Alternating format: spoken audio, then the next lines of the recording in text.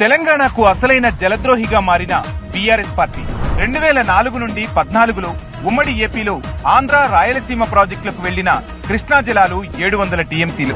2014 నుండి 2023 మధ్య కాలంలో 1200 టీఎంసీల కృష్ణా జలాలను తరలించుకెళ్లిన ఏపీ.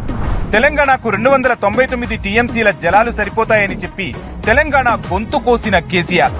తన ధనదాహంతో ఇతర నీటి ప్రాజెక్టులను అసంపూర్తిగా వదిలేసిన గులాబీ పార్టీ.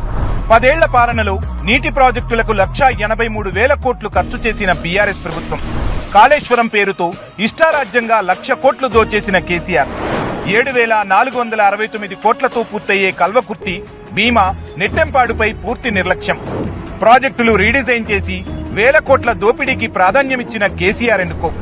తెలంగాణ జలహక్కులు కాపాడడంలో పూర్తిగా విఫలమైన ఆనాటి బీఆర్ఎస్ ప్రభుత్వం.